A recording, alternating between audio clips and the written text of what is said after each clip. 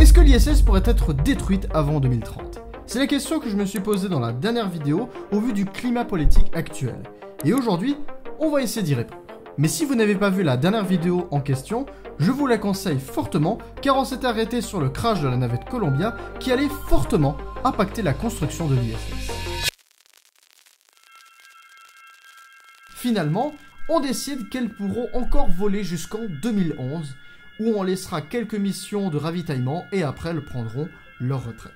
L'assemblage reprendra en 2006 avec la continuation de l'assemblage de la poutre. Puis en fin 2007 jusqu'en 2010 viendra l'ajout d'autres modules dont je ne vais pas trop tous les énumérer, mais il y en a quelques-uns qui sont beaucoup plus intéressants, à commencer par Columbus. Columbus, en référence à Christophe Colomb, est un labo européen qui est le descendant du module Spacelab. Un autre module et un autre labo américain de l'ESA qui étaient prêtés à ces derniers et qui étaient embarqués dans leur soute, dans leur navette. Encore plus intéressant, avant que Reagan pose son idée de station Freedom, les Européens avaient eux aussi leur projet de station spatiale dont je vous en avais parlé un peu avant et qui se nommait Columbus et qui devait être desservi par la navette Hermès. Mais lorsque le projet prit fin, la station Columbus devint un simple laboratoire et est en réalité le seul vestige encore actif du programme Hermès. Ou presque. Car oui, en effet, c'est interminable, vous allez voir. Parce qu'en réalité, il y a encore un dernier vestige, mais on en reparlera encore après. Car vous allez voir qu'il est loin d'être le seul.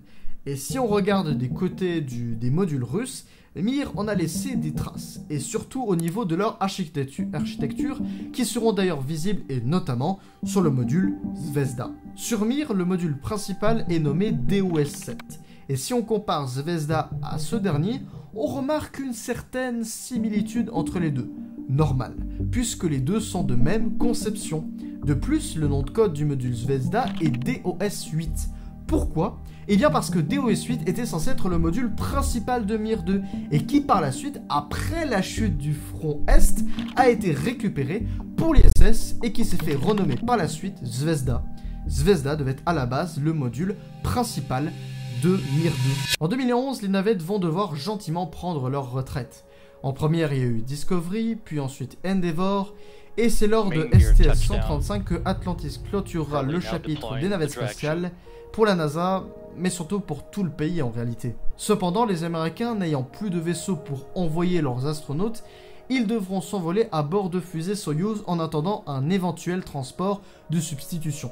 Au total, il aura fallu plus de 13 ans et plus de 150 milliards de dollars pour la construire, ce qui la classe comme étant l'objet le plus cher jamais construit par l'homme. Au final, elle a permis de pouvoir réaliser énormément d'expériences scientifiques qui provoqueront beaucoup de retombées scientifiques, qui seront bénéfiques pour tout le monde. Par exemple, des tests où on essaye de faire pousser des salades dans l'espace pour des futures missions habitées vers la Lune ou vers Mars, des recherches sur des futurs traitements contre le cancer qui sont plus faciles à mener dans ce genre de milieu qui est l'impesanteur, ou encore des tests robotiques qui serviront à construire de futurs rovers ou de futurs bras robotiques pour l'automobile ou encore la tech ou dans d'autres domaines. Ce qui me vient à l'esprit là maintenant, c'est le bras robotique Canadarm2 qui a été amené par une navette spatiale. Et bien grâce au développement de ce bras, il a permis également le développement d'autres bras robotiques qui seront très utiles dans la médecine lors d'opérations chirurgicales très précises ou encore dans la tech avec notamment le robot Daisy de Apple. Grâce aux grandes vitres et grâce à la grande coupole que possède l'ISS, la Cupola, elle a permis de pouvoir réaliser énormément et de bien meilleures observations de la Terre et de ses effets néfastes sur le changement climatique sur notre planète, mais aussi de meilleures observations sur l'espace profond et de ce rayons ionisants qui seront à prendre en compte pour de futures missions habitées vers la Lune ou vers Mars dans un futur très lointain. Bon, toutes ces recherches, c'est bien, mais quel genre de recherche en fait on peut y mener dans ce gigantesque labo à plus de 150 milliards de dollars pour en arriver à de telles retombées? Dans les faits, il faut voir l'ISS comme un terrain d'essai gigantesque pour les futurs voyages spatiaux de longue durée vers la Lune ou vers Mars, comme je vous ai dit un peu avant, et qui permet aussi d'avoir l'impact d'un long séjour dans l'espace sur un corps humain des astronautes. En dehors de toutes ces expériences, les astronautes font obligatoirement beaucoup de sport pour contrer les effets néfastes de l'apesanteur sur les muscles et sur les os, avec en bonus du temps libre pour eux, pour parler à leurs proches ou juste prendre du temps pour eux. Mais dans tout ce programme bien chargé, il arrive parfois qu'il y ait des événements assez uniques, comme par exemple les sorties extravéhiculaires ou EVA. Ces dernières consistent à faire des réparations ou de la maintenance de la station, quand par exemple il y a des impacts de micro-satellites, etc., ou de débris spatiaux qui viennent impacter la station, parfois il faut réparer si le dégât est trop important, ou alors juste faire de la maintenance parce qu'un système a lâché, ou juste remplacer des pièces physiques. Mais il y a aussi les amarrages téléguidés qui consistent à s'y faire s'amarrer des cargos ne pouvant pas s'amarrer d'eux-mêmes. D'ailleurs, en termes de cargos, il en existe plusieurs. L'HTV qui est japonais, le Dragon de SpaceX et le Cygnus qui sont tous les deux américains. Mais dans tout ce beau monde, il y a deux cargos dont je n'ai pas encore cité et qui sont selon moi beaucoup plus intéressants, et on va commencer par l'ATV. L'ATV était un cargo lancé par Ariane 5 et qui malheureusement aujourd'hui n'existe plus. Cependant, je vous ai parlé tout à l'heure que Columbus n'était pas le seul vestige du programme Hermès, parce qu'en réalité je faisais référence à l'ATV. Et dans les faits, il ne vient pas du programme directement en lui-même, mais il vient avec beaucoup d'héritage et des technologies qui viennent de l'Hermès. Donc l'ATV en doit beaucoup à l'Hermès. Et pour finir, il y a le Progress. Lui, il n'a rien de particulier, enfin si on s'attarde uniquement qu'en surface. Car ce qui selon moi le rend unique, c'est qu'il existe depuis la station Salyut, et que ça fait maintenant plus de 45 ans que c'est le même vaisseau. Les technologies ont certes évolué, mais en termes de conception de base, ça n'a pas changé depuis 45 ans. La seule chose qui était différente pour l'Europe et pour les USA, c'est que le seul moyen d'y accéder, c'était à bord de Soyuz. Mais en 2020, tout va changer, puisque la NASA a lancé tout un programme depuis maintenant quelques temps, visant à construire un nouveau vaisseau qui permettrait de ne plus dépendre des Russes pour accéder à la station. Et c'est en 2020 qu'aura lieu le tout premier lancement de Crew Dragon, qui reprendra le rôle des navettes. D'ailleurs, il ne soit pas impossible qu'il soit rejoint par le CST-100 Skyliner de Boeing, qui malheureusement prend beaucoup de retard. D'ailleurs, c'est à bord de Crew Dragon que Thomas Pesquet est reparti via l'ISS en 2022. La première fois, c'était en 2016, à bord d'une fusée Soyuz. Et c'est lors de cette deuxième expédition qu'il en deviendra le commandant de l'ISS au passage. Merci à tous les décideurs, tous les ingénieurs et tous les actifs du secteur spatial. Si aujourd'hui je deviens le premier Français commandant d'un véhicule spatial, c'est en grande partie à vous que je le dois, donc j'espère qu'on peut s'en réjouir ensemble. Et dans l'ensemble, voilà à quoi ressemble le quotidien d'un astronaute qui n'a quasiment pas changé depuis ses débuts et depuis l'expédition 1 en octobre 2000. Alors certes, le quotidien n'évolue pas, cependant, l'environnement dans lequel l'astronaute évolue, lui, change, puisque de nouveaux modules ont été ajoutés, notamment le module gonflable BEAM en 2016, qui lui, est juste démonstratif, il montre juste qu'on peut créer des modules gonflables. Mais ce qui est le plus intéressant, c'est l'ajout du nouveau labo russe de Nauka qui s'est amarré au nœud Zvezda en 2021. Mais alors, comment une aussi grande structure pourrait disparaître du jour au lendemain alors que justement il y a des nouveaux modules qui arrivent, etc., des nouvelles choses, la station continue à évoluer, donc comment tout cela pourrait prendre fin? Alors il y a déjà une question au niveau de son vieillissement. Certes, la station s'agrandit au fur et à mesure des années, mais les modules et tout l'équipement lancé depuis les années 2000, eux, ils vieillissent de plus en plus et deviennent obsolètes.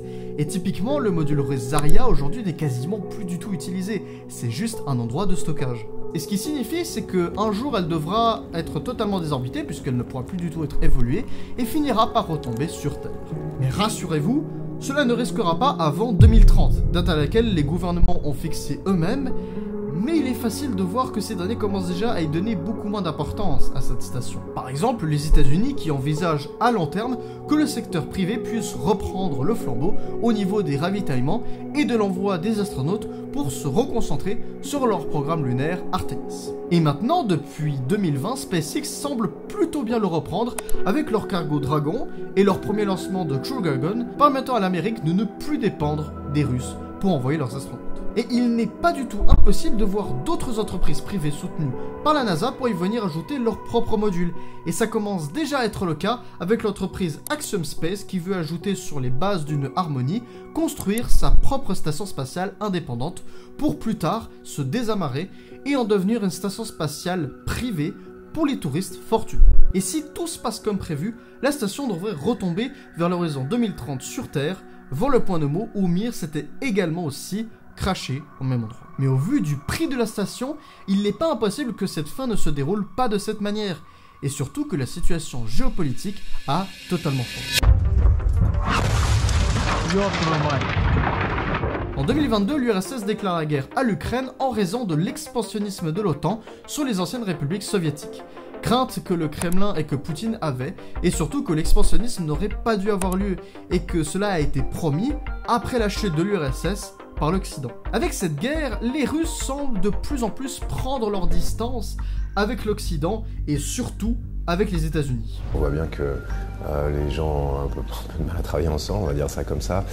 C'est dommage parce que ça fait 25 ans qu'on avait construit des liens entre des gens qui avaient parfois tendance à s'opposer et qu'on avait réussi à faire des choses ensemble. Les gens sont liés, les gens se connaissent, les gens sont amis, ça fait des années qu'on travaille ensemble. En fait, on ne peut pas du jour au lendemain décider que les gens qui étaient nos amis ne le sont plus. Enfin, c'est un peu compliqué, évidemment, il y a comme une barrière qui se dresse. Ce qui signifie que dans un futur plus ou moins proche et plus ou moins utopique, la Russie pourrait, imaginons, désamarrer tous ces modules russes pour faire la base d'une nouvelle station spatiale nationale. Et cela ferait d'autant plus sens parce que tout à l'heure je vous ai parlé de l'ajout récent de Nauka et l'ambition de croissance de la station du côté russe. Et ce serait paradoxal de voir la Russie abandonner totalement leurs modules et surtout Nauka qui vient tout juste d'être ajouté. Du côté américain, eux, comme d'habitude, ils commencent de plus en plus à la délaisser au profit du développement d'une autre station en orbite lunaire, la LOPG, là aussi du programme Artemis. Mais du coup, est-ce que la fin sera vraiment en 2030 ou encore avant ? Et le truc c'est que on ne sait pas. À l'heure actuelle, l'avenir de la station semble plus incertain que jamais, et on sait qu'elle finira tôt ou tard par disparaître, que ce soit en étant séparée en plusieurs morceaux ou juste désintégrée dans l'atmosphère. Mais ce qu'on retiendra d'elle, c'est qu'elle aura permis l'avancée de beaucoup de technologies et qu'elle est l'héritage véritable des stations Salyut, Skylab et Mir. Ensemble, Américains et Russes ont permis l'avancée de beaucoup de choses, bien qu'ils semblent prendre actuellement des directions opposées. J'espère tout de même que leurs chemins finiront par se recroiser afin de faire avancer la science ensemble.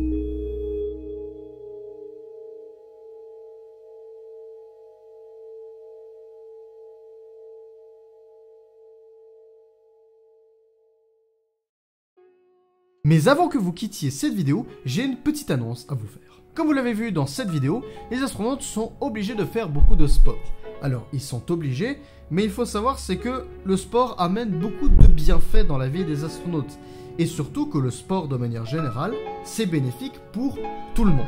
Et si vous êtes intéressé par le sport, mais qu'à la fois vous aimez beaucoup l'astronomie, eh bien, je vous conseille tout de même une chaîne YouTube que je viens de découvrir il y a de cela un petit bout de temps et qui est très intéressante et qui est justement calée sur la musculation, c'est Muscle Café by Claudio.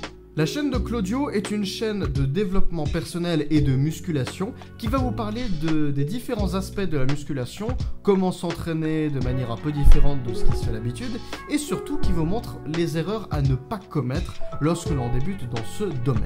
Donc si vous êtes intéressé par sa chaîne, je vous mets le lien de la chaîne quelque part là à l'écran. Moi je vous dis en tout cas à la prochaine, allez vous abonner à cette chaîne, et surtout, à la prochaine.